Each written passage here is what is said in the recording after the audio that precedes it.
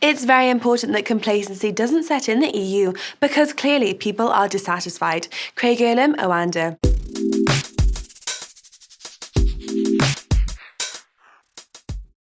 Despite the Bank of England keeping interest rates unchanged, one Bank of England member unexpectedly voted for a rise in interest rates at the bank's March meeting. So, Craig, does this 8-1 result on Thursday indicate that a rate hike from the Bank of England could be around the corner? Absolutely. I think most people had anticipated that the Bank of England would be relatively quiet between now and 2019, and that's certainly the impression that the Monetary Policy Committee has given us previously. But it seems that the inflationary pressures that have started to return to the UK can't solely be blamed on the currency movements and the commodity movements. And I think this is the concern of Kristen Forbes, who voted for the rate hike, and other policymakers who signalled they may not be too far behind. Now, the currency movements are, of course, going to play a factor in this.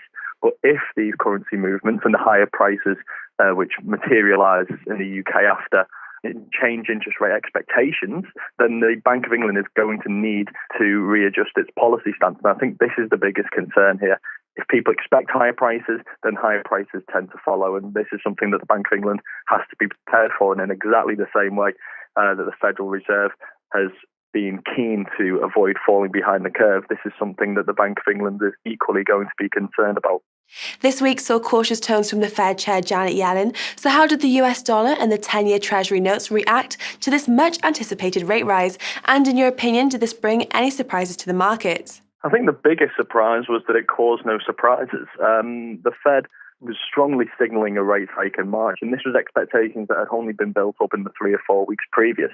If we think back to early February, markets were completely pricing out a rate hike from the Federal Reserve in March. It was around 13% priced in, so the Fed was making a very strong coordinated effort to force investors to price in a rate hike in March. And I think it was these strong measures, this strong coordinated language that forced investors to start to price in the possibility of more than 3 rate hikes this year. This sudden hawkish nature from an otherwise relatively dovish Federal Reserve meant that investors were in a position where they had to question why the Fed was doing this. And the sensible answer was that they were anticipating a faster pace of tightening from the US central bank.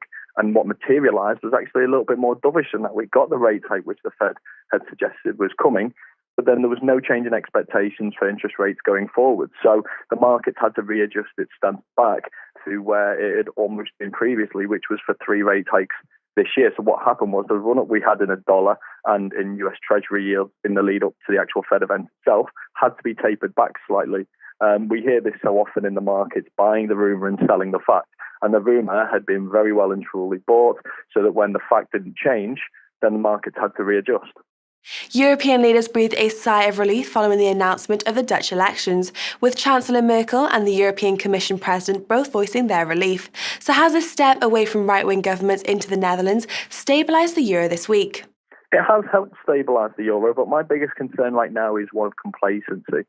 We heard from the likes of Angela Merkel, who outlined their relief at the result of the election, the fact that not only did Geert Wilders not actually win the election, but his actual overall voting numbers were smaller than the polls had suggested, which is the opposite to what we saw in the UK and the US last year when Donald Trump and the Brexit vote was actually underestimated by the polls.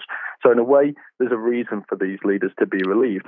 On the other hand, Geert Wilders did still make up ground in the election, and we've got to remember that his election campaign was very different to that of, for example, Marine Le Pen. It was a far more extreme agenda. So the biggest concern right now is that European leaders are going to see this as both a success, but also a show that the European movement is not being carried away by populism in the same way that the US and the UK was. And the reality is actually that populism is growing in the EU. And the reason why it's growing is because more and more people are becoming dissatisfied with the way the situation is evolving. And if people in the EU, the leaders in particular, start to get complacent, then they may not feel the reverberations of the actual vote in these elections, but in more elections further down the line. If things don't change, then populism is going to continue to grow. And that's assuming, of course, that the French election goes in much the same way as the Dutch election. The difference being that the French election is much closer. Marine Le Pen is expected to win the first round of the vote. And if populism is more prevalent in France because the dissatisfaction is notably higher, then the vote may actually go the opposite way, and it could cause quite a shock. So I think it's very important that complacency doesn't set in the EU, because clearly more and more people are dissatisfied. And while they see this as a success for liberalism, if anything, the last few years has been far more a success for populism than liberalism.